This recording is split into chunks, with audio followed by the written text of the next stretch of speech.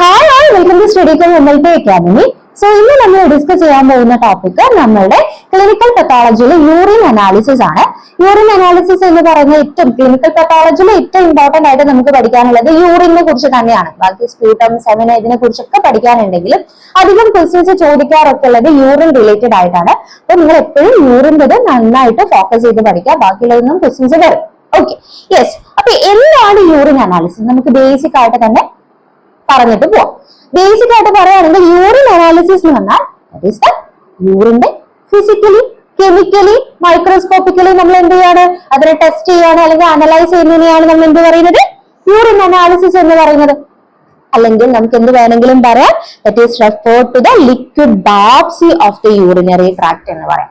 നമ്മൾ യൂറിനറി ട്രാക്റ്റിൽ എന്തെങ്കിലും അസുഖം ഉണ്ടോ, എന്തെങ്കിലും അബ്നോർമാലിറ്റി ഉണ്ടോ എന്ന് ചെക്ക് ചെയ്യാൻ വേണ്ടിയിട്ട് നമ്മൾ ഫസ്റ്റ് ചെയ്യാറുള്ളത് ആ യൂറിൻ എടുത്ത് ടെസ്റ്റ് ചെയ്യാന്നുള്ളതാണ് അല്ലെ, യൂറിനറി ട്രാക്റ്റിൽ. അപ്പൊ അതുകൊണ്ടാണ് നമ്മൾ എന്ത് പറയുന്നത്, യൂറിൻ അനാലിസിസ് എന്ന് പറയുന്നത് യൂറിനറി ട്രാക്റ്റിന്റെ ലിക്വിഡ് ബയോപ്സി ആണെന്ന് പറയുന്നത് കേട്ടോ. അപ്പൊ ആ ഒരു പോയിന്റും കൂടി ഒന്ന് നോട്ട് ചെയ്ത് വെക്കാം കേട്ടോ. വേറെ ബുദ്ധിമുട്ടോ കാര്യങ്ങളോ ഒന്നും ഇല്ലാതെ തന്നെ നമുക്ക് ഈസി ആയിട്ട് ചെയ്യാൻ പറ്റുന്ന ഒരു ടെക്നിക്ക് തന്നെയാണ് യൂറിൻ അനാലിസിസ് എന്ന് പറയുന്നത്. പറഞ്ഞാൽ നമ്മളിപ്പോ ഒരു ബയോപ്സി ഒക്കെ ചെയ്യുന്ന സമയത്ത് നമുക്ക് ഭയങ്കര കുറച്ചുകൂടി കോംപ്ലിക്കേറ്റഡ് ആയിട്ടുള്ള പ്രൊസീജിയർ ആണ് അല്ലെ. യെസ്. അപ്പൊ അങ്ങനെയുള്ള പ്രശ്നമൊന്നുമില്ല, ജസ്റ്റ് യൂറിൻ കളക്ട് ചെയ്യുക, ടെസ്റ്റ് ചെയ്യുക എന്നുള്ളത് മാത്രമേ യൂറിൻ അനാലിസിസിൽ വരുന്നുള്ളൂ. ഓക്കെ, എന്തിനൊക്കെയാണ്, എന്ത് ഒക്കെ ഡയഗ്നോസ് ചെയ്യാൻ വേണ്ടിയിട്ടാണ് ശരിക്കും നമ്മൾ ഈ യൂറിൻ അനാലിസിസ് ചെയ്യാറുള്ളത്, അല്ലെങ്കിൽ ഇതിന്റെ ക്ലിനിക്കൽ സിഗ്നിഫിക്കൻസ് എന്താണ്? ഓക്കെ, സോ അതില് ഫസ്റ്റ് നമ്മൾ നോട്ട് ചെയ്യേണ്ട കാര്യം എന്ന് വെച്ചാൽ റീനൽ ഡിസീസസ് ഡിറ്റക്ട് ചെയ്യാൻ വേണ്ടിയിട്ട് എന്ന് പറഞ്ഞാൽ കിഡ്നി ഡിസീസസ്. ഇപ്പൊ നമുക്കറിയാം ഗ്ലോമറുലോ നെഫ്രൈറ്റിസ്, അതുപോലെ നെഫ്രോട്ടിക് സിൻഡ്രം, ഇങ്ങനെയുള്ള കണ്ടീഷൻസിൽ യൂറിലുള്ള പല പാരാമീറ്റേഴ്സിലും എന്ത് വരുന്നുണ്ട്, വേരിയേഷൻസ് വരുന്നുണ്ട്. അപ്പൊ കിഡ്നി ഡിസീസസിനെ ഐഡന്റിഫൈ ചെയ്യാൻ, ഡിറ്റക്ട് ചെയ്യാൻ വേണ്ടിയിട്ട് നമുക്ക് യൂറിൻ അനാലിസിസ് ചെയ്യാം, ഗ്ലോമറുലോ നെഫ്രൈറ്റിസ്, നെഫ്രോട്ടിക് സിൻഡ്രം പോലെയുള്ള. ഓക്കെ, രണ്ടാമത്തെ പോയിന്റ് ആണ് that is detecting systemic or metabolic diseases directly affecting the kidney. കിഡ്നിനെ അഫക്ട് ചെയ്യുന്ന, കിഡ്നിന്റെ പ്രശ്നമായിരിക്കില്ല, ചിലപ്പോൾ സിസ്റ്റമിക്കോ മെറ്റബോളിക് ഡിസോർഡേഴ്സോ ആയിരിക്കും അത് ഡയറക്ട്ലി എന്തിനെ അഫക്ട് ചെയ്യുന്നുണ്ടാവാം, കിഡ്നിനെ അഫക്ട് ചെയ്യുന്നുണ്ടാവാം. അപ്പൊ പറയുകയാണെങ്കിൽ നമ്മൾ ഡയബറ്റിസ് മെലൈറ്റസ് എന്ന് പറഞ്ഞാൽ ഇൻസുലിന്റെ റെസിസ്റ്റൻസ് കാരണം വരുന്ന കണ്ടീഷനാണ്. പക്ഷെ അത് കിഡ്നിനെ അഫക്ട് ചെയ്യുന്നുണ്ട്, കിഡ്നിയിൽ ഡയബറ്റിക് നെഫ്രോസിസ് പോലെയുള്ള കണ്ടീഷൻസ് ഉണ്ടാവാൻ ചാൻസ് ഉണ്ട്. അപ്പൊ അങ്ങനെയുള്ള ഡിസീസസ്, ഇപ്പൊ ജോണ്ടിസ് നമ്മളെ ചിലപ്പോൾ കിഡ്നിനെ അഫക്ട് ചെയ്യും. അതുപോലെ മെറ്റബോളിക് ഡിസോർഡേഴ്സ്, കിഡ്നിനെ അഫക്ട് ചെയ്യുന്ന മെറ്റബോളിക് ഡിസോർഡേഴ്സിനെ ഐഡന്റിഫൈ ചെയ്യാൻ, ഡിറ്റക്ട് ചെയ്യാനും നമ്മൾ എന്ത് ചെയ്യാറുണ്ട്, യൂറിൻ അനാലിസിസ് ചെയ്യാം. അതേപോലെ തന്നെ നമ്മൾ യൂറിനറി ട്രാക്ട് ഇൻഫെക്ഷൻസ്, UTI, നമ്മൾ സാധാരണ യൂറിനറി ട്രാക്ട് ഇൻഫെക്ഷൻ കുറച്ച് കൂടി കഴിഞ്ഞാൽ നിങ്ങൾ യൂറിൻ എടുത്തിട്ട് കൾച്ചർ ഒക്കെ ചെയ്യുന്നത് കാണാറില്ലേ? യെസ്, അവിടെയും നമുക്ക് യൂറിൻ അനാലിസിസ് ചെയ്യാം കേട്ടോ. Okay, yes. അപ്പൊ മെയിൻലി കിഡ്നി ഡിസീസസ് ഐഡന്റിഫൈ ചെയ്യാൻ വേണ്ടിയിട്ട്, കിഡ്നിനെ അഫക്ട് ചെയ്യുന്ന മെറ്റബോളിക് ഡിസോർഡേഴ്സിനെ ഡിറ്റക്ട് ചെയ്യാൻ വേണ്ടിയിട്ട്, യൂറിനറി ട്രാക്ട് ഇൻഫെക്ഷൻസിനെ ഡിറ്റക്ട് ചെയ്യാൻ വേണ്ടിയിട്ടാണ്, ഡയഗ്നോസ് ചെയ്യാൻ വേണ്ടിയിട്ടാണ് മെയിൻലി നമ്മൾ യൂറിൻ അനാലിസിസ് ചെയ്യാറുള്ളത്. ഓക്കെ, അപ്പൊ യൂറിൻ എന്ന് പറഞ്ഞാൽ നമുക്കറിയാം അല്ലെ, ഒരു എക്സ്ക്രീറ്ററി പ്രൊഡക്റ്റ് ആണ്. നമ്മളുടെ ബോഡിയിൽ നിന്നുള്ള വേസ്റ്റിനെ എലിമിനേറ്റ് ചെയ്യുന്നത് ത്രൂ യൂറിൻ, കിഡ്നിയാണ്, യൂറിൻ ആയിട്ടാണ്. അപ്പൊ യൂറിന്റെ നോർമൽ കമ്പോസിഷൻ എന്താണ്? ഞാൻ അനാലിസിസിലേക്ക് കടക്കുന്നതിന് മുന്നേ ആയിട്ട് കുറച്ച് ബേസിക് ആയിട്ടുള്ള യൂറിനെ കുറിച്ചുള്ള കാര്യങ്ങൾ നമ്മൾ ഇവിടെ കൊടുത്തിട്ടുണ്ട് കേട്ടോ. അതൊന്ന് ജസ്റ്റ് നോട്ട് ചെയ്ത് വെക്കാം, എന്നിട്ട് നമുക്ക് അനാലിസിസിലേക്ക് കടക്കാം. ഓക്കെ, യൂറിൻ എന്ന് പറയുമ്പോൾ 95% അതിൽ വാട്ടർ തന്നെയാണ്, വെള്ളം തന്നെയാണ്. 5% ആണ് അതിൽ സൊല്യൂട്ട്സും കാര്യങ്ങളും വരുന്നത്. ഓക്കെ, 95% വാട്ടർ, ബാക്കി 5% സൊല്യൂട്ട്. ആ സൊല്യൂട്ട് എന്തൊക്കെയാവാം? ഓർഗാനിക് സൊല്യൂട്ട്സും വരുന്നുണ്ട്, ഇൻഓർഗാനിക് സൊല്യൂട്ടും വരുന്നുണ്ട്. ഓർഗാനിക് സൊല്യൂട്ട് എന്ന് പറയുമ്പോൾ മെല്ലി യൂറിയ, ക്രിയാറ്റിനി, യൂറിക് ആസിഡ്, ഇതൊക്കെയാണ് മെല്ലി യൂറിയയിൽ കാണുന്ന ഓർഗാനിക് സൊല്യൂട്ട്സ് എന്ന് പറയുന്നത്. യൂറിയ, യൂറിക് ആസിഡ്, അതുപോലെ ക്രിയാറ്റിനി. ഏറ്റവും കൂടുതൽ കാണുന്നത് ഏതാന്ന് ചോദിച്ചാൽ അത് യൂറിയ ആണ്. യൂറിയ എന്ന് പറയുന്നത് പ്രോട്ടീൻ മെറ്റബോളിസത്തിന്റെ എൻഡ് പ്രൊഡക്റ്റ് ആണ്. സോ അത് നമ്മൾ ഡിസ്കസ് ചെയ്തിട്ടുണ്ടായിരുന്നു കിഡ്നി ഫംഗ്ഷൻ ടെസ്റ്റിലൊക്കെ, യൂറിയന്റെ എസ്റ്റിമേഷനും ക്രിയാറ്റിൻ എസ്റ്റിമേഷനും ഒക്കെ പറഞ്ഞതാണ്. ഓക്കെ, അപ്പൊ യൂറിയ ആണ് ഏറ്റവും കൂടുതൽ കാണുന്ന ഓർഗാനിക് സോളന്റ്. ഇനി ഇൻഓർഗാനിക് സൊല്യൂട്ട് എടുക്കുകയാണെങ്കിലോ, ജസ്റ്റ് യൂറിയ, യൂറിക് ആസിഡും ക്രിയാറ്റിനും മാത്രമല്ല ഉള്ളത് യൂറിയല്. Chlorides, sodium, potassium, ammonium, sulphate, phosphate, ഇതെല്ലാം യൂറിയയിൽ കൂടെ എക്സ്ക്രീറ്റ് ചെയ്ത് പോകുന്നുണ്ട്. അതിൽ ഏറ്റവും കൂടുതൽ കാണുന്നത് ക്ലോറൈഡ് ആയിരിക്കും. ഹൈ കോൺസെൻട്രേഷനിൽ കാണുന്ന ഏതാണ്? ക്ലോറൈഡ് ആണ്. സൾഫേറ്റും സോഡിയം, പൊട്ടാസ്യം, അമോണിയം എല്ലാം എന്ത് ചെയ്യുന്നുണ്ട്? യൂറിനിൽ കൂടെ എക്സ്ക്രീറ്റ് ചെയ്ത് പോകുന്നുണ്ട് എന്നുള്ളത് മനസ്സിലാക്കുക കേട്ടോ. വളരെ കുറഞ്ഞ അളവിൽ മാത്രം, കാരണം 95% 5% മാത്രമേ മൊത്തത്തിൽ ഓർഗാനിക് ആൻഡ് ഇൻഓർഗാനിക് സൊല്യൂട്ട്സ് വരുന്നുള്ളൂ. Okay, yes. ഇനി നമ്മൾ പഠിച്ച കാര്യം തന്നെയാണ്, ജസ്റ്റ് ഇവിടെ ഒന്ന് ഓർമ്മിപ്പിക്കുന്നേ ഉള്ളൂ. അതായത് നമ്മൾ യൂറിൻ ഫോർമേഷന്റെ സ്റ്റെപ്പുകൾ ഏതൊക്കെയാണ്. നമ്മൾ റീനൽ സിസ്റ്റം എന്ന് പറഞ്ഞ് സെപ്പറേറ്റ് ഈ സിസ്റ്റം ജിയോളജിയിൽ പഠിക്കുന്നതുകൊണ്ട് ഡീറ്റെയിൽ ആയിട്ട് ഇവിടെ ഞാൻ പറയുന്നില്ല. നമ്മൾ ഗ്ലോമറുലാർ ഫിൽട്രേഷൻ, അതുപോലെ തന്നെ ട്യൂബുലാർ റീഅബ്സോർപ്ഷൻ, ട്യൂബുലാർ സെക്രീഷൻ എന്ന് പറഞ്ഞ് 3 സ്റ്റെപ്പ് ആയിട്ടാണ് എന്ത് ഫോം ചെയ്യുന്നത്, യൂറിൻ ഫോം ചെയ്യുന്നത്. നഫ്രോൺസിന്റെ ഉള്ളിലാണ് യൂറിൻ ഫോം ചെയ്യുന്നത് അല്ലെ, അല്ലെങ്കിൽ മീൻസ് നഫ്രോൺസ് ആണ് നമ്മുടെ കിഡ്നിന്റെ ഫംഗ്ഷണൽ യൂണിറ്റ് ആയിട്ടുള്ള നഫ്രോൺസ് ആണ് യൂറിൻ ഫോർമേഷന് ഹെൽപ്പ് ചെയ്യുന്നത്. അതിന്റെ ഒരു പാർട്ടാണ് ഗ്ലോമറുലസ് എന്ന് പറയുന്നത്. ബ്ലഡ് ഗ്ലോമറുലസ് എന്ന് പറയുന്ന ഒരു ഫിൽട്ടർ ആണ്, ഒരു ഫിൽട്ടർ ആയിട്ട് ആക്ട് ചെയ്യാണ്. സോ അതിലൂടെ അരിച്ചെടുക്കും, മീൻസ് അതിനെ ഫിൽട്ടർ ചെയ്യും. ഗ്ലോമറുലസ് ബ്ലഡിനെ ഫിൽട്ടർ ചെയ്യും. ആ ഗ്ലോമറുലസിന്റെ പോർ സൈസിനെ ഡിപ്പെൻഡ് ചെയ്തിരിക്കും ആ ഫിൽട്രേഷൻ എന്ന് പറയുന്നത്. വലിയ സൈസ് ആയിട്ടുള്ള RBC പ്രോട്ടീൻസ് ഒക്കെ ഉണ്ടാവില്ലേ, അത് വലിയ സെല്ലുകളാണ്, അതൊരിക്കലും അതിലൂടെ ഫിൽട്ടർ ചെയ്ത് പോവില്ല. ഓക്കെ, ഇനി എന്തെങ്കിലും ഗ്ലോമറുലസിന് ഇൻഫെക്ഷൻസ് ഒക്കെ വരുന്ന കേസിൽ, അല്ലെങ്കിൽ ഗ്ലോമറുലസിന് പ്രശ്നം വരുന്ന കേസിലായിരിക്കും ഈ പ്രോട്ടീൻ എന്ത് ചെയ്യുന്നത്, യൂറിനിൽ കൂടെ പോകുന്നത്, അല്ലെങ്കിൽ ആ ഗ്ലോമറുലസിലൂടെ ഫിൽട്ടർ ആയി പോകുന്നത് കേട്ടോ. നോർമലി പ്രോട്ടീൻസും RBC ഒന്നും എന്ത് ചെയ്യില്ല, ഈ ഒരു ഇതിലൂടെ ഫിൽട്ടർ ചെയ്ത് പോവില്ല എന്നുള്ള കൺസെപ്റ്റ് മനസ്സിലാക്കി വെക്കും. നെക്സ്റ്റ് രണ്ടാമത്തെ സ്റ്റെപ്പാണ്, നമുക്ക് ഗ്ലോമറുലസ് ഉണ്ടായിരുന്നു, ഗൊമാൻസ് ക്യാപ്സ്യൂൾ ഉണ്ടായിരുന്നു, മൂന്നാമത്തെ പാർട്സ് നമ്മൾ ട്യൂബുലാർ പാർട്സ് ഉണ്ടായിരുന്നു അല്ലെ. ആ ട്യൂബ്യൂൾസിലൂടെ കുറെ, കാരണം ഫിൽട്ടർ ചെയ്യുന്നത് ആ പോർ സൈസിനെ ഡിപ്പെൻഡ് ചെയ്ത് നമുക്ക് ആവശ്യമുള്ളതോ ആവശ്യമില്ലാത്തതോ ഒക്കെ ഫിൽട്ടർ ചെയ്ത് പോകും. അപ്പൊ ആവശ്യമുള്ളതിനെ നമ്മുടെ ബോഡിയിലേക്ക് തന്നെ റീഅബ്സോർബ് ചെയ്യുന്ന സ്റ്റേജ് ആണ് ട്യൂബുലാർ റീഅബ്സോർപ്ഷൻ എന്ന് പറയുന്നത്. ഗ്ലൂക്കോസ്, വാട്ടർ, അമിനോ ആസിഡ്സ്, ഇങ്ങനെയുള്ള മോളിക്യൂൾസ്, നമ്മുടെ ബോഡിക്ക് ആവശ്യമുള്ള മോളിക്യൂൾസ് ഒക്കെ തിരിച്ചെന്ത് ചെയ്യും, ബ്ലഡിലേക്ക് തന്നെ റീഅബ്സോർബ് ചെയ്യുന്ന സ്റ്റേജ് ആണ് എന്ത്, ട്യൂബുലാർ റീഅബ്സോർപ്ഷൻ എന്ന് പറയുന്നത്. സോ ഇപ്പൊ ഗ്ലൂക്കോസ് ഒക്കെ ആണെങ്കിൽ കംപ്ലീറ്റ്ലി റീഅബ്സോർബ് ചെയ്യും. ഗ്ലൂക്കോസ് ഒരിക്കലും നോർമൽ കേസിൽ യൂറിനിൽ കൂടെ എക്സ്ക്രീറ്റ് ചെയ്ത് പോവില്ല അല്ലെ, കംപ്ലീറ്റ്ലി തിരിച്ച് റീഅബ്സോർബ് ചെയ്യുന്ന ഒരു കാര്യമാണ് ഗ്ലൂക്കോസ് എന്ന് പറയുന്നത്. അപ് ടു റീനൽ ത്രെഷോൾഡ് വരെ എന്ന് പറയാൻ നമ്മുടെ ബോഡിയിൽ ഒരു ലെവൽ ഉണ്ട്. ആ ലെവലിൽ കൂടിയാലേ എന്ത് ചെയ്യുള്ളൂ, പിന്നെ ഈ ഗ്ലൂക്കോസ് നമ്മൾ യൂറിനിൽ കൂടെ എക്സ്ക്രീറ്റ് ചെയ്ത് പോകും. ആ ലെവല് എന്താ റീനൽ ത്രെഷോൾഡ് എന്നുള്ളത് നമ്മൾ നെക്സ്റ്റ് സ്ലൈഡിൽ പഠിക്കും. ഓക്കെ, നെക്സ്റ്റ് അങ്ങനെ ആവശ്യമുള്ളതൊക്കെ റീഅബ്സോർബ് ചെയ്തു. മൂന്നാമത്തെ സ്റ്റേജ് ആയിരുന്നു നമ്മുടെ ട്യൂബുലാർ സെക്രീഷൻ എന്ന് പറയുന്ന സ്റ്റേജ്. അതായത് നമ്മളുടെ ബോഡിയിൽ എല്ലാ ആവശ്യമില്ലാത്ത കാര്യങ്ങളെ ട്യൂബ്യൂൾസിലേക്ക് എക്സ്ക്രീറ്റ് ചെയ്യുന്ന ഒരു സ്റ്റേജ്. ഇപ്പൊ എന്താ പറയുക, H+ അയോൺസ്, എന്തെങ്കിലും ഡ്രഗ്സ്, മെറ്റബോളിക് വേസ്റ്റ് ഒക്കെ ട്യൂബ്യൂൾസിലേക്ക് എക്സ്ക്രീറ്റ് ചെയ്യുന്ന സ്റ്റേജ് ആണ് ട്യൂബുലാർ സെക്രീഷൻ എന്ന് പറയുന്നത്. ഇങ്ങനെ ഈ ഒരു 3 സ്റ്റേജ് പലപ്പോഴും എക്സാമിന് ചോദിക്കാറുണ്ട് കേട്ടോ. Okay, glomerular filtration, tubular reabsorption and tubular secretion എന്ന് പറഞ്ഞ 3 സ്റ്റേജിലാണ് യൂറിൻ ഫോം ചെയ്യുന്നത്. ഇനി നമ്മൾ നേരത്തെ പറഞ്ഞ കാര്യം, that is renal threshold. Renal threshold എന്ന് പറഞ്ഞാൽ maximum concentration of substance in blood that the kidney reabsorb back into the plasma before it begins spill over into the urine. അതായത് നമ്മൾ പറഞ്ഞപ്പോ കമ്പയർ ചെയ്യാണ്, അപ്പൊ നമ്മൾ ഗ്ലൂക്കോസിന്റെ കേസ് പറയുകയാണെങ്കിൽ കംപ്ലീറ്റ്ലി അത് റീഅബ്സോർബ് ചെയ്യും. പക്ഷെ ഒരു ബ്ലഡില് ഇത്ര ലെവലിൽ വരെ ഉണ്ടെങ്കിലേ അത് റീഅബ്സോർബ് ചെയ്യില്ല. അതിൽ കൂടുതലായി കഴിഞ്ഞാൽ, ഒരു ലെവലിനെക്കാളും കൂടുതലായി കഴിഞ്ഞാൽ പിന്നെ അത് റീഅബ്സോർബ് ചെയ്യില്ല, കംപ്ലീറ്റ്ലി എക്സ്ക്രീറ്റ് ചെയ്യായിരിക്കും ചെയ്യും. ആ ഒരു ലെവലിനെയാണ് നമ്മൾ എന്ത് പറയുന്നത്, റീനൽ ത്രെഷോൾഡ് എന്ന് പറയുന്നത്. അതായത് നമ്മളുടെ ബ്ലഡിൽ ഇപ്പൊ നമ്മൾ ഗ്ലൂക്കോസ് 160 to 180 mg/dl ആണ് ഈ റീനൽ ത്രെഷോൾഡ് എന്ന് പറയുന്നത്. ഈ 160 അല്ലെങ്കിൽ 180 mg/dl കൂടുതൽ നമ്മുടെ ബ്ലഡിൽ ഗ്ലൂക്കോസ് ഉണ്ടെങ്കിൽ പിന്നെ അത് റീഅബ്സോർബ് ചെയ്യല്ല ചെയ്യുക, യൂറിനിൽ കൂടെ എക്സ്ക്രീറ്റ് ചെയ്ത് പോകും. ഗ്ലൂക്കോസ് യൂറിനിലൂടെ എക്സ്ക്രീറ്റ് ചെയ്തതിനെ നമുക്ക് ഗ്ലൂക്കോസൂറിയാന്നോ ഗ്ലൈക്കോസൂറിയാന്നോ നമുക്ക് പറയാം. ഓക്കെ, ഗ്ലൂക്കോസ് യൂറിനിൽ കൂടെ എക്സ്ക്രീറ്റ് ചെയ്യും. റീനൽ ത്രെഷോൾഡ് എന്ന് പറഞ്ഞാൽ എന്താണെന്ന് മനസ്സിലാക്കി വെക്കണം. എക്സാമിന് ചോദിക്കുന്ന ഒരു കാര്യമാണ്. റീനൽ ത്രെഷോൾഡ് ഓഫ് ഗ്ലൂക്കോസ് എത്രയാണ്, 160 to 180 mg/dl. അതിൽ കൂടുതൽ ബ്ലഡിൽ ഗ്ലൂക്കോസ് ഉണ്ടെങ്കിൽ അതിനുശേഷം യൂറിനിൽ കൂടെ എക്സ്ക്രീറ്റ് ചെയ്തു പോകും ആ ഗ്ലൂക്കോസ്. അപ്പൊ ആ ഒരു മാക്സിമം ഗ്ലൂക്കോസിനെ അല്ലെങ്കിൽ ആ സബ്സ്റ്റൻസിനെയാണ് നമ്മൾ എന്ത് പറയുന്നത്, റീനൽ ത്രെഷോൾഡ് എന്ന് പറയുന്നത് കേട്ടോ. ഓക്കെ, ഇനി നമ്മൾ ഈ അനാലിസിസിലേക്ക് പോവാണ്. ബേസിക് ആയിട്ടുള്ള കാര്യങ്ങളൊക്കെ പറഞ്ഞു. ഇനി നമുക്ക് ഇമ്പോർട്ടന്റ് ആയിട്ട് എക്സാമിന് ചോദിക്കുന്ന പോയിന്റ്സും കാര്യങ്ങളും പഠിക്കാം. ആദ്യം യൂറിൻ നമ്മൾ കളക്ട് ചെയ്യുമ്പോൾ ശ്രദ്ധിക്കേണ്ട കാര്യങ്ങൾ അല്ലെ. യൂറിനെ കളക്ട് ചെയ്യുമ്പോൾ എങ്ങനെയൊക്കെ യൂറിൻ എന്ന് പറയുന്ന ഒരു സ്പെസിമെൻ കളക്ട് ചെയ്യുമ്പോൾ ഏതൊക്കെ ടൈപ്പ് ഓഫ് സ്പെസിമെൻസ് നമുക്ക് എടുക്കാം.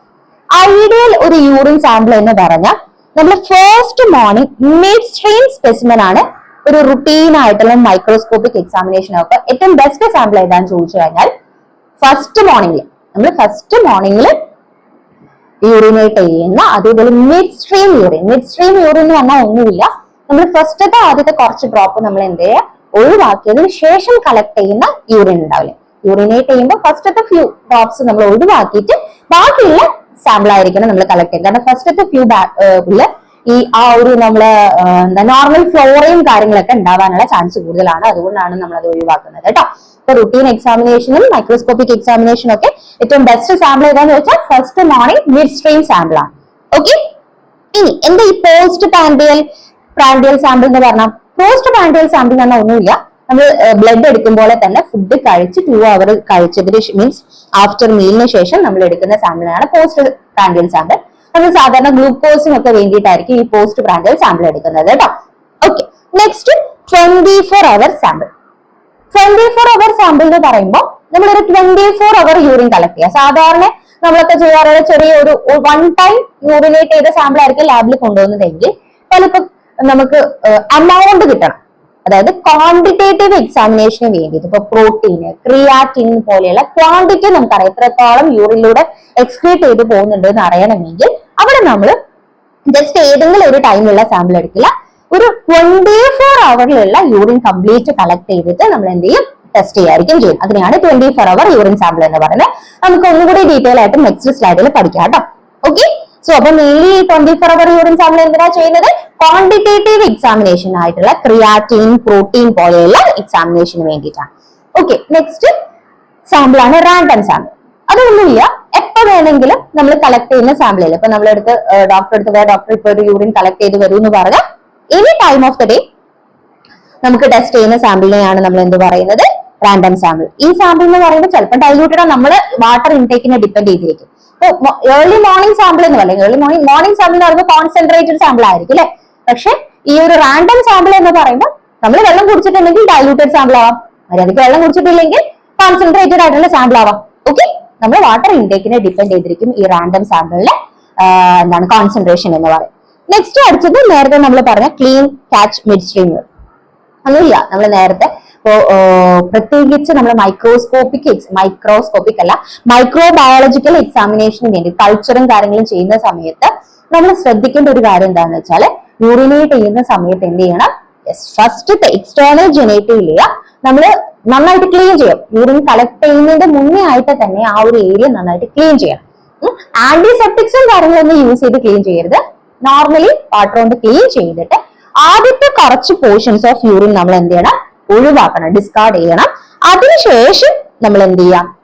യെസ്, അതിൽ കമൻസൽ ബാക്ടീരിയ ഉണ്ട്, നോർമൽ ഫ്ലോറയും കാര്യങ്ങളും ഉണ്ടാവും.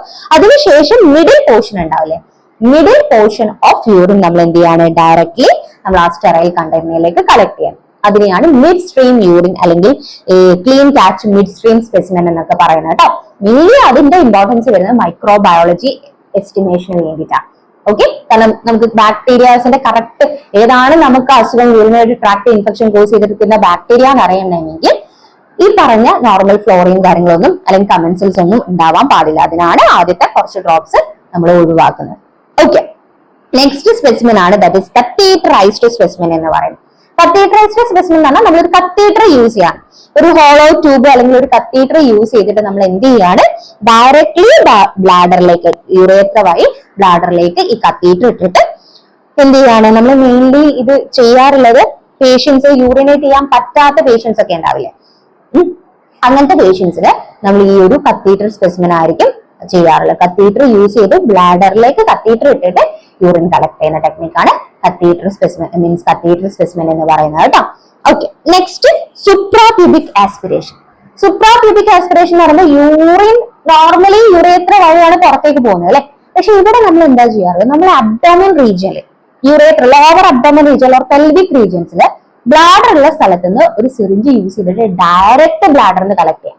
യുറേത്ര വഴിയല്ല നമ്മൾ ഇത് കളക്ട് ചെയ്യുന്നത്, പുറത്തു കൂടെ അബ്ഡോമൻ അല്ലെങ്കിൽ നമ്മുടെ വയറിന്റെ നാവിന്റെ ആ ഒരു സൈഡിലൂടെ ഈ സിറിഞ്ച് വെച്ചിട്ട് ബ്ലാഡറിന് ഡയറക്ട്ലി നമുക്ക് അത്രയും സ്റ്റെറൈൽ ആയിട്ടുള്ള സാമ്പിൾ കിട്ടേണ്ട അവസ്ഥയിൽ അങ്ങനത്തെ കേസിൽ നമ്മൾ ഡയറക്ട്ലി എന്ത് ചെയ്യാണ്?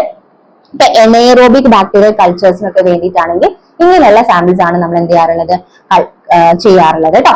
സുപ്രാപ്യൂബിക് ആസ്പിറേഷൻ എന്ന് പറയുമ്പോൾ നമ്മളെ ലോവർ അബ്ഡോമിനൽ റീജിയനിൽ സിറിഞ്ച് യൂസ് ചെയ്തിട്ട് ഡയറക്ട്ലി ബ്ലാഡറിൽ യൂറിൻ കളക്ട് ചെയ്യാം. Next paediatric specimen. Paediatric specimen ഇപ്പൊ പീഡിയാട്രിക്കിന്റെ കേസിൽ നമ്മൾ പറയുമ്പോൾ ചിലപ്പോൾ യൂറിനേറ്റ് കിട്ടണമെന്നില്ല അല്ലെ. അപ്പൊ യൂറിനേറ്റ് ചെയ്യുന്ന സമയത്ത് ചിലപ്പോൾ എന്ത് ചെയ്യില്ല, നമുക്ക് ഈ ട്യൂബിലേക്ക് കിട്ടണമെന്നും ഇല്ല. അപ്പൊ അങ്ങനത്തെ കേസിൽ നമ്മളൊരു ചെറിയൊരു ട്യൂബ് എന്ത് ചെയ്യും, ഒരു plastic bag, clear plastic bag ഒരു പേഷ്യന്റിന്റെ ജനറ്റൽ ഏരിയയിലേക്ക് അറ്റാച്ച് ചെയ്ത് വെക്കും, പീഡിയാട്രിക് പേഷ്യന്റിന്റെ കേസിൽ. അപ്പൊ യൂറിനേറ്റ് ചെയ്യുന്ന സമയത്ത് നമുക്ക് കളക്ട് ചെയ്യാൻ പറ്റും. അപ്പൊ അങ്ങനെ ഒരു ടെക്നിക്കും കൂടി വരുന്നുണ്ട് കേട്ടോ. അപ്പൊ പല ടൈപ്പ് ഓഫ് സാമ്പിൾ നമ്മൾ എടുക്കാറുണ്ട്. ഓരോ ടൈപ്പ് ഓഫ് സാമ്പിളും ജസ്റ്റ് എന്തിനു വേണ്ടിയിട്ടാണ് എടുക്കുന്നത് എന്നുള്ളതും മനസ്സിലാക്കിയത്. പിന്നെ എപ്പോഴും ക്വസ്റ്റ്യൻ ചോദിക്കുന്ന മറ്റൊരു കാര്യമാണ് ഈ 24 യൂറിൻ സാമ്പിൾ. ഒന്ന് നമ്മൾ പറഞ്ഞു, ഇത് നമ്മൾ മെയിൻലി ക്രിയാറ്റിൻ ക്ലിയറൻസ് ടെസ്റ്റ് അല്ലെങ്കിൽ ക്രിയാറ്റിനിന്റെ ടെസ്റ്റ്, ടോട്ടൽ പ്രോട്ടീൻ, ഇലക്ട്രോലൈറ്റിനൊക്കെ ടെസ്റ്റ് ചെയ്യാനാണ് 24 യൂറിൻ സാമ്പിൾ ചെയ്യാറ്. എക്സാമിന് ചോദിക്കാറുണ്ട് കേട്ടോ. നമ്മൾ യൂറിനിലുള്ള പ്രോട്ടീൻ എസ്റ്റിമേഷൻ, ക്രിയാറ്റിൻ ക്ലിയറൻസിനൊക്കെ വേണ്ടിയിട്ട് ഏത് ടൈപ്പ് ഓഫ് സാമ്പിളാണ് എടുക്കാന്ന് ചിലപ്പം ചോദിക്കാറുണ്ട്. അപ്പൊ നിങ്ങൾ 24 യൂറിൻ സാമ്പിൾ ആണ് ആൻസർ ചെയ്യേണ്ടത്. ഇത് എങ്ങനെയാണ് എടുക്കേണ്ടത്? 24 മണിക്കൂറത്തെ സാമ്പിൾ എന്ന് പറയുമ്പോൾ അതിനൊരു കറക്റ്റ് പ്രൊസീജിയർ ഉണ്ട്. അതായത് നമ്മൾ കളക്ട് ചെയ്യേണ്ട ഫസ്റ്റ് ഡേ ഇന്നാണ് നമ്മൾ സ്റ്റാർട്ട് ചെയ്യുന്നതെങ്കിൽ ഇന്ന് 7 മണിക്ക് 7 മണി നമ്മൾ നോട്ട് ചെയ്യുകയാണെങ്കിൽ ആ 7 മണിക്കുള്ള സാമ്പിൾ യൂറിൻ നമ്മൾ എന്ത് ചെയ്യുക, ഒഴിവാക്കാം. ഒഴിവാക്കാന്ന് പറഞ്ഞാൽ നമുക്കത് വേണ്ട. ആ ഒരു ബാഗിൽ നമ്മൾ ഒരു ചെറിയൊരു എന്താ പറയാ കണ്ടെയ്നറിൽ തന്നെ ആയിരിക്കും യൂറിൻ കളക്ട് ചെയ്യുന്നത്. ഒരു 24 യൂറിൻ സാമ്പിൾ എന്ന് പറയുന്നത് ചെറിയൊരു ബോട്ടിൽ നമുക്ക് മതിയാവില്ല, ചെറിയൊരു ക്യാനിലൊക്കെ ആയിരിക്കും നമ്മളിത് കളക്ട് ചെയ്യുന്ന സമയത്ത് ഫസ്റ്റ് മോർണിംഗ് എപ്പോഴാണോ നമ്മൾ സ്റ്റാർട്ട് ചെയ്യുന്നത്, 7 മണിക്കാണ് സ്റ്റാർട്ട് ചെയ്ത് നെക്സ്റ്റ് 7 മണി വരെയുള്ള സാമ്പിൾ ആണ് നമ്മൾ എടുക്കുന്നതെങ്കിൽ ആദ്യത്തെ ആ 7 മണിക്കുള്ള സാമ്പിൾ നമ്മൾ എന്ത് ചെയ്തു, ഡിസ്കാർഡ് ചെയ്തു. ഫസ്റ്റ് മോർണിംഗ് സാമ്പിൾ ഡിസ്കാർഡ് ചെയ്യാൻ നമുക്ക് അത് ആവശ്യമില്ല. എന്നിട്ട് ആ ഒരു എപ്പോഴാണ് ഡിസ്കാർഡ് ചെയ്ത് ആ സമയം നമ്മൾ നോട്ട് ചെയ്ത് വെച്ചു. നെക്സ്റ്റ് ഡേയിൽ പിറ്റേ ദിവസം നമ്മൾ 7:30 സാമ്പിള് ഈ ഒരു കണ്ടറിലേക്ക് നമ്മൾ ഇൻക്ലൂഡ് ചെയ്യണം. ഇത്ര ഓർത്ത് വെച്ചാൽ മതി. 7 to 7 24 വരും. ഒരു ഡേയിൽ മോർണിംഗ് സ്റ്റാർട്ട് ചെയ്ത് നെക്സ്റ്റ് ഡേ മോർണിംഗിലാണ്. അപ്പൊ ഫസ്റ്റ് ഡേയിലെ മോർണിംഗ് സാമ്പിൾ 7 AM സാമ്പിൾ നമുക്ക് ആവശ്യമില്ല, അത് ഡിസ്കാർഡ് ചെയ്യും. നെക്സ്റ്റ് ഡേയിലെ 7 AM മോർണിംഗ് സാമ്പിൾ നമ്മൾ എന്ത് ചെയ്യണം, ഇൻക്ലൂഡ് ചെയ്യണം, ആ കണ്ടെയ്നറിലേക്ക് ഒഴിക്കണം, ഒഴിവാക്കാൻ. സോ ഇങ്ങനെയാണ് ഈ 24 യൂറിൻ സാമ്പിൾ കളക്ഷന്റെ ടെക്നിക്ക് അല്ലെങ്കിൽ പ്രൊസീജിയർ. ഇത് എക്സാമിന് ചോദിച്ച കാര്യമാണ്. ഓക്കെ, നെക്സ്റ്റ് ഇതും എക്സാമിന് ചോദിച്ചൊരു കാര്യമാണ്. അതായത് നമ്മൾ യൂറിനെ കളക്ട് ചെയ്തിട്ട് നമ്മൾ എന്ത് ചെയ്യാണ്, ജസ്റ്റ് അങ്ങനെ കീപ്പ് ചെയ്യുകയാണെങ്കിൽ അതിൽ എന്തൊക്കെ മാറ്റങ്ങൾ വരാം. നിങ്ങൾക്ക് തന്നെ അറിയാം, യൂറിനേറ്റ് ചെയ്തിട്ട് കുറച്ച് സമയം കഴിഞ്ഞ് നമ്മൾ അവിടെ ക്ലീൻ ചെയ്തിട്ടില്ലെങ്കിൽ എന്തായിരിക്കും അവസ്ഥ, നമുക്ക് അങ്ങോട്ട് പോകാൻ പറ്റില്ല അല്ലെ, നല്ല സ്മെൽ ഉണ്ടാവും. അതേപോലെ യൂറിനിൽ നമ്മൾ ഒരു 1 to 2 അവർ നമ്മൾ ഒന്നും ചെയ്യാതെ വെക്കുകയാണെങ്കിൽ, റൂം ടെമ്പറേച്ചറിൽ വെക്കുകയാണെങ്കിൽ പല ചേഞ്ചസും ഈ യൂറിനിൽ ഉണ്ടാവാനുള്ള ചാൻസ് ഉണ്ട്. അതെന്തൊക്കെയാണെന്നുള്ളത് പഠിച്ചു വെക്കണം, എക്സാമിന് ചോദിക്കാറ്. അപ്പൊ യൂറിൻ സാമ്പിൾ ഒരു മോർ ദാൻ 2 അവർ നമ്മൾ വെക്കുകയാണെങ്കിൽ ഒന്ന് അതിന്റെ pH കൂടും. pH കൂടുന്ന് പറഞ്ഞാൽ ആൽക്കലൈൻ pH ആയിട്ട് മാറും. എങ്ങനെയാണ് അത് ആൽക്കലൈൻ pH? നമ്മൾ നേരത്തെ പറഞ്ഞിട്ടുണ്ടായിരുന്നു, ഓൾറെഡി നമ്മൾ യൂറിയയിൽ യൂറിയ ഉണ്ട്. ആ യൂറിയ എന്തായിട്ട് മാറും, അമോണിയ ആയിട്ട് മാറും, യൂറിയേസ് എന്ന് പറയുന്ന എൻസൈമിന്റെ പ്രസൻസ്. ഓക്കെ, ബാക്ടീരിയയിലുള്ള യൂറിയേസ് എന്ന് പറയുന്ന എൻസൈമിന്റെ പ്രസൻസിൽ യൂറിയ അമോണിയ ആയിട്ട് മാറും. അതുകൊണ്ടാണ് യൂറിയയിൽ കുറച്ച് കഴിയുമ്പോൾ ഒരു സ്മെല്ല് വരുന്നത്, ഒരു അമോണിക്കൽ സ്മെല്ല് വരുന്നത് കേട്ടോ. ഓക്കെ, അപ്പൊ ഫസ്റ്റ് ചേഞ്ച് അതാണ് ഓർത്ത് വെക്കേണ്ടത്, യൂറിയ അമോണിയ ആയിട്ട് മാറും. അത് കാരണം അതിന്റെ pH മാറിയിട്ട് ആൽക്കലൈൻ pHലേക്ക് മാറും. Okay, yes. Next glucose decrease ചെയ്യും. കാരണം ഈ യൂറിനിൽ പല ബാക്ടീരിയാസും ഉണ്ടാവും. ആ ബാക്ടീരിയ ഈ ഗ്ലൂക്കോസ്, യൂറിനിലുള്ള ഗ്ലൂക്കോസിനെ എന്ത് ചെയ്തു, യൂസ് ചെയ്തിട്ട് എന്തുണ്ടാവും, ഗ്ലൂക്കോസിനെ ഗ്ലൈക്കോളൈസിസ് വഴി അതിന്റെ ഗ്ലൂക്കോസ് യൂട്ടിലൈസ് ചെയ്യാനുള്ള ചാൻസ് ഉണ്ട്. അപ്പൊ ഗ്ലൂക്കോസ് കുറയും. അപ്പൊ നമുക്ക് ഗ്ലൂക്കോസ് ഒരു 3-4 മണിക്കൂർ കഴിഞ്ഞിട്ടാണ് നമ്മൾ യൂറിൻ ടെസ്റ്റ് ചെയ്യുന്നതെങ്കിൽ ഗ്ലൂക്കോസ് ചിലപ്പോൾ ഉണ്ടെങ്കിൽ ചിലപ്പോൾ നമുക്ക് ഫാൾസ്ലി നെഗറ്റീവ് റിസൾട്ട് കിട്ടാനുള്ള ചാൻസ് ഉണ്ട്. അപ്പൊ ആ ഒരു കാര്യം കൂടി നിങ്ങൾ എന്ത് ചെയ്യണം, ശ്രദ്ധിക്കണം കേട്ടോ. Okay, next ketones. നമ്മള് കീറ്റോൺ ബോഡീസ് ഇല്ലേ, അസറ്റോണ്. യെസ്, ഈ അസറ്റോണ് ഇവാപറേറ്റ് ചെയ്തിട്ട് എയറിലേക്ക് കാരണം അസറ്റോൺ എന്നൊക്കെ പറയുന്നത് ഇവാപറേറ്റ് ചെയ്യുന്ന സാധനം. അപ്പൊ നമ്മളുടെ കീറ്റോൺ ബോഡീസ് യൂറിനിൽ ഉണ്ടെങ്കിൽ അത് കുറെ സമയം വെക്കുമ്പോൾ അത് ഇവാപറേറ്റ് ചെയ്ത് പോയിട്ട് അത് കുറയാനുള്ള ചാൻസ് ഉണ്ട്. അപ്പൊ നമുക്ക് അതിന്റെ കീറ്റോൺ ബോഡീന്റെ ടെസ്റ്റ് ചെയ്യുന്ന സമയത്തും നമുക്ക് ഫാൾസ് നെഗറ്റീവ് റിസൾട്ട് കിട്ടും. ഓക്കെ, കീറ്റോൺ ബോഡി കുറയും, ഗ്ലൂക്കോസ് കുറയും. അടുത്തത് ബിലിറുബിൻ യൂറോബിലിനോജൻ, അതും കുറയും. കാരണം നമ്മള് ഈ ബിലിറുബിൻ യൂറോബിലിനോജൻ ഒക്കെ ഈ ഫോട്ടോ ഓക്സിഡേഷൻ നടക്കുന്നത് നമ്മൾ പറഞ്ഞിട്ടുണ്ടായിരുന്നു, ലൈറ്റിന്റെ പ്രസൻസിൽ വെച്ചാൽ അത് ഡിക്രീസ് ചെയ്യുന്നുള്ളത്. അപ്പോൾ നമ്മൾ ലൈറ്റിന്റെ പ്രസൻസിലാണ് നമ്മൾ ഇത് വെക്കുന്നതെങ്കിൽ ഈ യൂറിനിലുള്ള ബിലിറുബിന്റെയും അതേപോലെ തന്നെ യൂറോബിലിനോജന്റെയും അളവ് എന്ത് ചെയ്യാനുള്ള ചാൻസ് ഉണ്ട്, കുറയാനുള്ള ചാൻസ് ഉണ്ട്. ഈ ബിലിറുബിൻ ബിലിവേർഡിൻ ആയിട്ട് കൺവേർട്ട് ചെയ്യും. ഓക്കെ, ഗ്ലൂക്കോസ് കുറയും, ഈ പറഞ്ഞ കീറ്റോൺ ബോഡീസ് കുറയാനുള്ള ചാൻസ് ഉണ്ട്, ബിലിറുബിനും യൂറോബിലിനോജനും കുറയാനുള്ള ചാൻസ്. നെക്സ്റ്റ് അതിന്റെ ടെർബിഡിറ്റി ഇൻക്രീസ് ചെയ്യും. കാരണം ഈ യൂറിൻ എന്ന് പറയുന്നത് ബാക്ടീരിയക്ക് നന്നായിട്ട് ഗ്രോ ചെയ്യാൻ പറ്റുന്ന ഒരു കണ്ടീഷൻ ആയിരിക്കും. സോ അതിൽ നന്നായിട്ട് ബാക്ടീരിയ മൾട്ടിപ്ലൈ ചെയ്തിട്ട് അത് ഒരു ടെർബിഡിറ്റി കൂടാനുള്ള ചാൻസ് കൂടുതലാണ്. ഓക്കെ, അപ്പൊ അതിന്റെ അപ്പിയറൻസ് ടെർബിഡിറ്റി കൂടും. നെക്സ്റ്റ് അതിന്റെ ഓർഡർ മീൻസ് നേരത്തെ പറഞ്ഞ പോലെ യൂറിയ അമോണിയ ആയിട്ട് മാറുന്നതുകൊണ്ട് ഒരു ഫൗൾ സ്മെല്ലിംഗ്, ഒരു അമോണിക്കൽ ഓർഡർ ഉണ്ടാവാനുള്ള ചാൻസും കൂടുതലാണ്. ഓക്കെ, നെക്സ്റ്റ് അതിലുള്ള കാസ്റ്റും RBC. കുറെ സമയം നമ്മൾ ഇതിങ്ങനെ വെക്കുന്ന സമയത്ത് ഈ പറയുന്ന കാസ്റ്റും അതുപോലെ RBCയും എന്ത് ചെയ്യും, ഡിസോൾവ് ആയിട്ട് പോകാനുള്ള ചാൻസ് ഉണ്ട്. അപ്പൊ ഇങ്ങനെയൊക്കെയുള്ള ചേഞ്ചസ് നമ്മൾ യൂറിനിൽ വരും. ഓർത്ത് വെക്കുക, pH കൂടും. ആൽക്കലൈൻ pH, യൂറിയ മെയിൻ ആയിട്ട് അമോണിയ ആയിട്ട് മാറും. ആ ഒരു പോയിന്റ് പഠിച്ചു വെക്കുക. അതേപോലെ തന്നെ അതിലുള്ള ഗ്ലൂക്കോസും കീറ്റോൺ ബോഡിയും ബിലിറുബിനും ഇതെല്ലാം ഡിക്രീസ് ചെയ്യും. കാസ്റ്റും RBC ഒക്കെ ഉണ്ടെങ്കിൽ അത് ഡിസോൾവ് ആയിട്ട് പോകാനുള്ള ചാൻസും കൂടുതലാണ് കേട്ടോ. Okay, yes. So next, so ഇങ്ങനെ ഡിസോൾവ് ആവുന്നതും കാര്യങ്ങളും നമുക്ക് ചിലപ്പോൾ ലാബിൽ എന്ത് ചെയ്യാൻ ചാൻസ് ഉണ്ടാവില്ല. ആ ഒരു സമയത്തിനുള്ളിൽ ചെയ്യാൻ പറ്റുന്നില്ലെങ്കിൽ നമ്മൾ എന്താ പിന്നെ ചെയ്യുക, അവിടെ നമ്മൾ എന്ത് യൂസ് ചെയ്യും, പ്രിസർവേറ്റീവ്സ്. പ്രിസർവ് ചെയ്യും. ഈ ഒരു യൂറിനെ നമ്മൾ എന്ത് ചെയ്യും, പ്രിസർവ് ചെയ്യും. അതായത് നമുക്കൊരു 1 to 2 അവറിന്റെ ഉള്ളിൽ ഈ ഒരു യൂറിൻ സാമ്പിളിനെ നമുക്ക് അനലൈസ് ചെയ്യാൻ പറ്റുന്നില്ലെങ്കിൽ നമ്മൾ അവിടെ എന്ത് ചെയ്യും, പ്രിസർവേറ്റീവ് ഇടയും, അല്ലെങ്കിൽ ആ യൂറിൻ സാമ്പിളിനെ പ്രിസർവ് ചെയ്യും. എങ്ങനെയൊക്കെ നമുക്ക് യൂറിൻ സാമ്പിളിനെ പ്രിസർവ് ചെയ്യാൻ നോക്കാം. അതില് ഫസ്റ്റ് ടെക്നിക്കാണ്, ഏറ്റവും ബെസ്റ്റ് ടെക്നിക്കുമാണ്, ദാറ്റ് ഈസ് റെഫ്രിജറേഷൻ. യൂറിൻ പ്രിസർവേഷന്റെ ഏറ്റവും ബെസ്റ്റ് ടെക്നിക്ക് ഏതാണെന്ന് ചോദിച്ചാൽ നിങ്ങൾ ആൻസർ ചെയ്യേണ്ടത് റെഫ്രിജറേറ്റ് ചെയ്യാന്നുള്ള ഒരു 2 to 8 ഡിഗ്രി സെൽഷ്യസിൽ നമ്മൾ അതിനെ ഫ്രിഡ്ജിൽ അല്ലെങ്കിൽ റെഫ്രിജറേറ്ററിൽ കീപ്പ് ചെയ്യുക എന്നുള്ളതാണ്. That is the best preservation എന്ന് പറയുന്നത് കേട്ടോ. കാരണം ഒരു 24 അവർ വരെയൊക്കെ അതിലുള്ള ബാക്ടീരിയൽ ഗ്രോത്ത് എന്ത് ചെയ്യാം, അത് പ്രിവെന്റ് ചെയ്യാണ് ചെയ്യുന്നത്. ഗ്രോത്ത് മൾട്ടിപ്ലിക്കേഷൻ അത് പ്രിവെന്റ് ചെയ്യും. പക്ഷെ ഇതിന്റെ പ്രശ്നം എന്താണെന്ന് വെച്ചാൽ precipitation of amorphous urate and phosphate. അതായത് ഈ അമോർഫസ് യൂറേറ്റ്സും അമോർഫസ് ഫോസ്ഫേറ്റ് ഒക്കെ ഉണ്ടെങ്കിൽ അതെന്ത് ചെയ്യും, പ്രസിപ്പിറ്റേറ്റ് ചെയ്തിട്ട് മൈക്രോസ്കോപ്പി എക്സാമിനേഷൻ ചെയ്യുന്ന സമയത്ത് അതെന്ത് ചെയ്യും, അതിനെ ഒബ്സ്കർ ചെയ്യാനുള്ള ചാൻസ് കൂടുതലാണ്.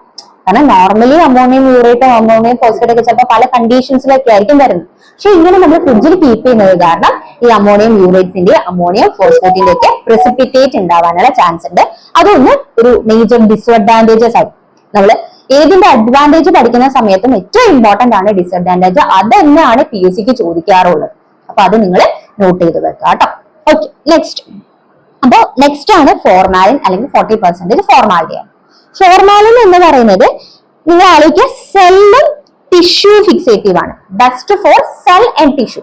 ടിഷ്യൂസിനും സെല്ലിനും ഏറ്റവും ബെസ്റ്റ് പ്രിസർവേറ്റീവ് ആണ്. അതുകൊണ്ട് തന്നെ RBCനെയും WBCനെയും കാസ്റ്റിനെയും ഒക്കെ എന്ത് ചെയ്യും, അത് പ്രിസർവ് ചെയ്യും. ഫോർമാലിൻ ആലോചിക്കുമ്പോൾ നിങ്ങൾ ആലോചിക്കേണ്ടത് സെല്ലിനെയും ടിഷ്യൂനെയും നന്നായിട്ട് പ്രിസർവ് ചെയ്യും. അതുകൊണ്ട് തന്നെ RBC, WBC, കാസ്റ്റിനൊക്കെ അത് എന്ത് ചെയ്യുന്നുണ്ട്, പ്രിസർവ് ചെയ്യുന്നു. എന്ന് പറഞ്ഞാൽ മൈക്രോസ്കോപ്പിക് എക്സാമിനേഷന് കുറച്ചും കൂടി ബെസ്റ്റ് ആയിരിക്കും. പക്ഷെ പ്രശ്നം എന്താണെന്ന് വെച്ചാൽ ഇത് റെഡ്യൂസിങ് ഏജന്റാ. ഫോർമാലിൻ റെഡ്യൂസിങ് ഏജന്റ് ആയതുകൊണ്ട് നമ്മളുടെ ഈ ഷുഗറിന്റെ ടെസ്റ്റ് ഇല്ലായിരുന്നു, ബെനഡിക്ട് ടെസ്റ്റ്, റെഡ്യൂസിങ് ഷുഗറിനെ കണ്ടുപിടിക്കുന്ന അതില് ഇത് ഫോൾസ് പോസിറ്റീവ് റിസൾട്ട് തരും എന്നുള്ളത് ഫോർമാലിനെ കുറിച്ച് ഒരു ഇമ്പോർട്ടന്റ് പോയിന്റ് ആണ് കേട്ടോ.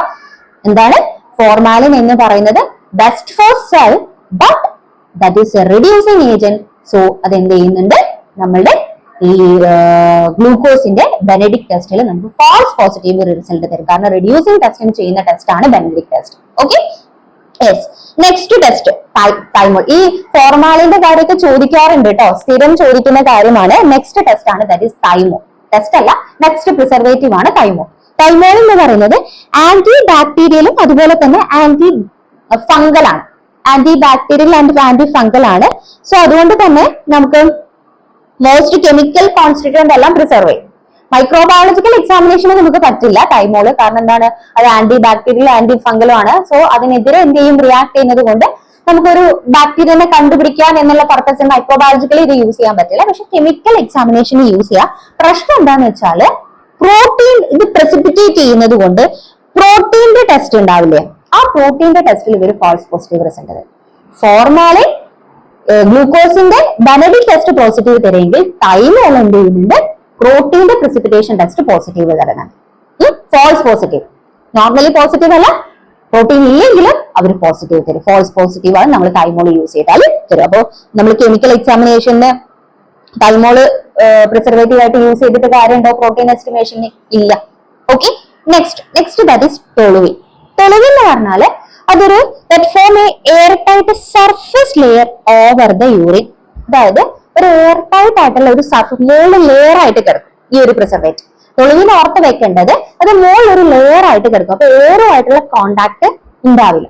നമ്മൾ നേരത്തെ പറഞ്ഞിട്ടുണ്ടായിരുന്നില്ല, കീറ്റോൺ ബോഡീസ് ഒക്കെ എന്ത് ചെയ്യുന്നുണ്ട്, ഇവാപ്പറേറ്റ് ചെയ്ത് പോകുന്നു പോലെ. അതുകൊണ്ട് തന്നെ ഈ പ്രോട്ടീനും ലിപ്പിഡ്സും കീറ്റോൺ ബോഡിക്കൊക്കെ എസ്റ്റിമേഷൻ ഇത് ബെസ്റ്റാണ്. കാരണം ഇത് ഇവാപ്പറേറ്റ് ചെയ്ത് പോകുന്നത് പ്രിവെന്റ് ചെയ്യും.